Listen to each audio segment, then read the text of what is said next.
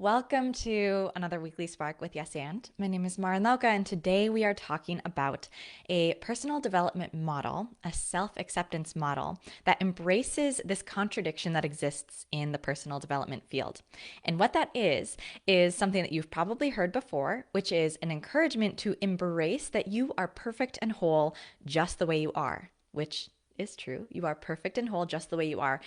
And simultaneously, in the personal development field, there's a continuous flow of information sent our way to grow and do the next challenge and to reach another milestone, to do another goal. You're not good enough until is like that undercurrent voice that's in this field as well, right? Personal development is based on this model of continuously developing into more, which is a beautiful attribute, a beautiful thing to consider.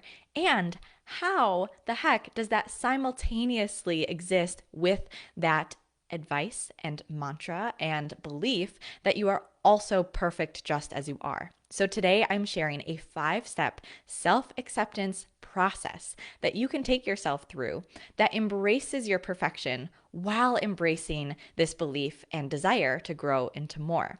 Just like Elise, who is a VIP experience member inside my group coaching program, she shares about the activities that I host in that program and says these activities each week are the perfect amount of time investment to keep things top of mind without feeling overwhelmed. And this is just one example of how in my membership program or with my one-on-one clients or with these weekly sparks, I am inspiring, hopefully, this model of sustainable growth, which means that we are keeping things top of mind. We are growing. We are pursuing greatness while also embracing our present moment and embracing where we're starting from and our already perfection. So let's dive right in. What are these 5 steps? What am I about to share? And by the way, this is all based in positive psychology. During my master's program in positive psychology, I did a whole presentation taking this concept of pranatfa, which is, and I hope I'm pronouncing that correctly, that is taken from yoga. So I also have my yoga certification and life coach certification. Pranatfa is this idea in yoga, which is essentially what I'm talking about today. I am perfectly whole just as I am, and I am continuously growing into more. And then bringing this research side into the mix, I dove into a lot of the research studies on how to attain goals in the best way, to try to understand how does this yoga philosophy, is it backed up by the research? And so that's where this is all coming from. So here are the 5 steps, and then I'll dive right in to each of them. The first is to check out our beliefs. So to adopt that belief that all life is inherently worthy and valuable. Then it is to take that a step further and to say, I am inherently worthy and valuable. From there, we bring in this important piece, vital piece of the puzzle, which is to say, I know what is best for me.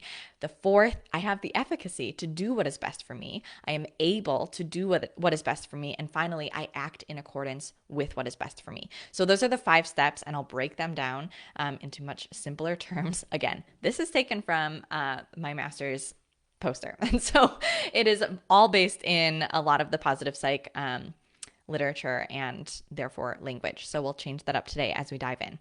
The first one, let's talk about this. All life is inherently worthy and valuable.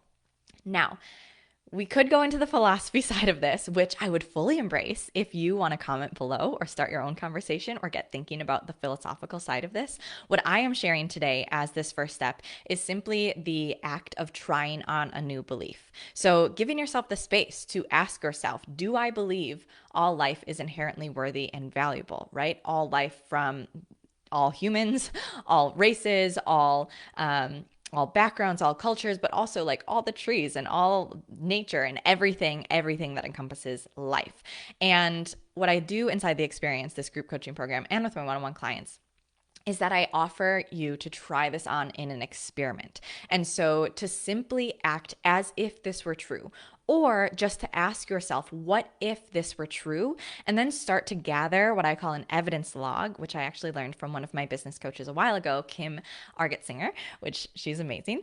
And this evidence log is just to gather information that you haven't gathered in the past, right? So if there's any part of you that is a little bit hesitant or unsure, or just hasn't had this belief top of mind before, start gathering evidence as if this were true.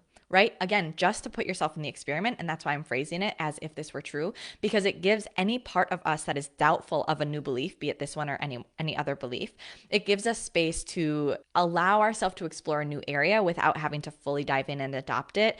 And therefore, the parts of us that don't believe in it or don't fully align with it are probably going to fight against it. And then no momentum is going to happen. So the first one, just try on this experiment, be in the experiment, gather some data. All life is inherently worthy and valuable. And then once you've gathered some data there, once you've opened your eyes or tried this on or felt it out in your body, and maybe this step is pretty quick for you and you're like, yes, hell yes, that is true. Then go on to the second step, which is taking this a step further. I am inherently worthy and valuable. I am inherently worthy and valuable. A really great exercise I love to try this on, I learned from one of my life coach mentors, Kobe Kozlowski.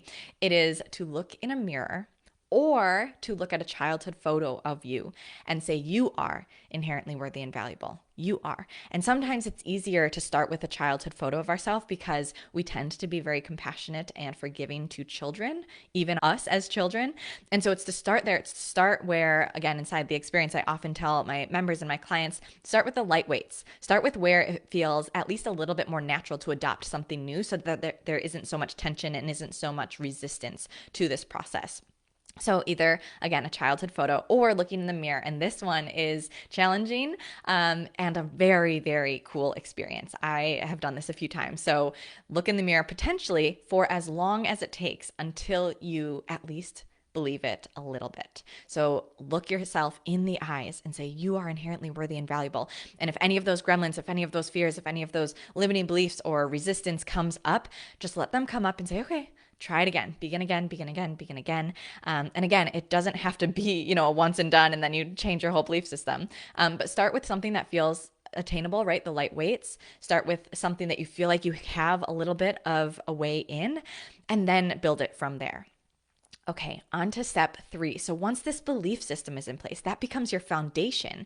And then we start asking ourselves and determining what is best for you. So to know what is best for you is a vital step in doing the next steps, which is to follow through and do what is best for you. And furthermore, if we don't know what is best for us, we can do all the personal development stuff that is thrown our way and never feel like we make progress because we're just doing the cookie cutter, we're just doing what someone else said or what worked for someone else without us tuning into ourself, our own beliefs, our own desires, our own preferences, our own personalities and ways of being. That has to be a part of the equation. That has to be a part of the conversation. Otherwise, again, you're just adopting something blindly. And sometimes on the rare occasion that does work. Sometimes we follow this prescriptive path and it does work for us and it is really great. However, oftentimes what I see, especially with my clients who come to me, their life is, quote, perfect, right? This idea of perfection, it is, quote, perfect by the standards of society or by the standards of their advisors or by the standards of their parents or their community or the societal norm. However, there hasn't been this third part of the equation, which is to say, what is best for me though? For me. Is it to pursue this PhD track? If you know my story, that answer was no. Is it to go down the traditional route? Is it to follow in my parents' footsteps? Maybe the answer is yes, or maybe the answer is no, and that can feel really scary. Again, then go back to those first 2 steps of I'm inherently worthy and valuable, right? Even if I'm going against the opinions of my advisors, even if this feels really scary, even if I'm not sure quite how to do this. So circle back if those fears come up there. But once you know what is best for you, once you have that insight, and I'll give one tangible tool that you will not be surprised by. A tangible tool to know what is best for you is to work with a coach. And that can look like so many different ways. It can be buying a book. My book is coming out later this year. It can be a membership program like the one I have. It can be one-on-one coaching like I offer my clients. But also, if I don't resonate with you, right, then please find someone who does. Buy their book, do their course, work one-on-one with them. The thing that I think is just important to keep your eyes open for, one, is to make sure that you jive with this person and agree with the lifestyle that they're living. And then also, it's to ensure that there is a part of whatever you pursue to figure out what is best for you that helps you hear your own voice. And sometimes that's missing, or sometimes that's just not part of what that program is specifically designed to do. So for this step specifically, to find your growth to personal development and self-acceptance that really aligns with you, it's to ensure that you are hiring someone or working in a program that personalizes it and brings your own wisdom out. All right. Moving on to step 4 of 5. 4 is I have the efficacy to act in accordance. I add this one in because this year especially has really opened my eyes. I worked with Trudy LeBron, who is doing excellent workshops, and she has a membership program now about specifically white coaches, looking at the big blind spots and the big privilege that shows up in the coaching industry specifically.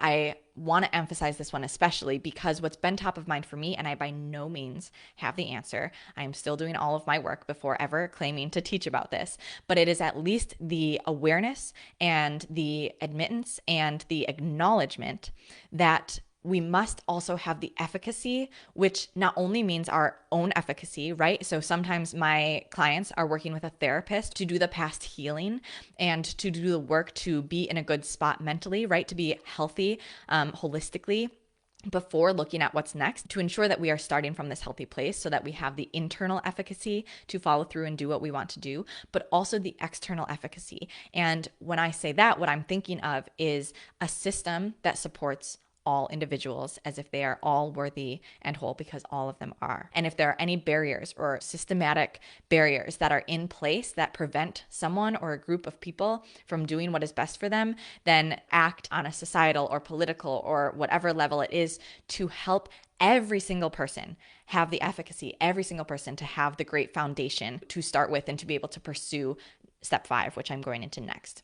Okay, Fifth, I act in accordance with what is best for me. This is a really important part of the puzzle that sometimes we forget. I've been talking lately, if you're on my email list or you've been following online, about the 2 types of individuals that I find that enter my doors in especially the membership program that I host, which is the individual who's a personal development junkie and the individual who is the checkbox actioneer. I have yet to determine the name for that second group, but these 2 groups, there's one group that's so good at taking in all the information, right? Taking in all the data, learning all the courses, hiring support, and doing all the things, reading all the books.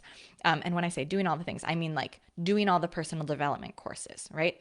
Then this second group of individuals is excellent at taking action. You check the boxes, you follow the rules. If you're given a prescription, you do the prescription. Although both sides have strengths, absolutely, there's a shadow side to each of these groups. And what's so fascinating is that the shadow side is the other person's strength. So the shadow side to the individuals, and I would lump myself into that second group of individuals who check all the boxes and do all the action and just implement, is that there often isn't that space, step 3 of this model, which is to ask ourselves what is best for us. What is best for us?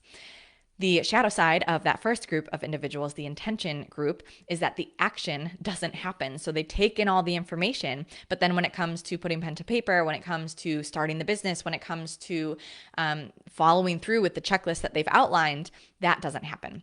And so inside my membership program with my clients and with this model, there's a balance between how do I ensure that I have the intention, that I have the awareness, I have the knowledge, I have the ability, and I have the action. How do I ensure I am able and end up taking action on what I know is best for me? So I called this model 5 steps to self-acceptance. And I also referred to this as how to embrace the perfection that we've heard about, right? We're perfect and whole just as we are. And simultaneously knowing that we are always growing. And so this model, whatever you refer to it as, it's the combination of I am perfect just as I am. You are perfect just as you are. You have the tools, or you can gather the tools, and you are always growing into more. You are always taking action. You are always circling through this process. And to me, this is perfection, right? Perfection is the process itself of building the awareness, of gathering the tools, of showing up time after time and taking action and then revisiting all of it and circling through time and time again. And we allow ourselves this space to accept ourselves because it is not a destination.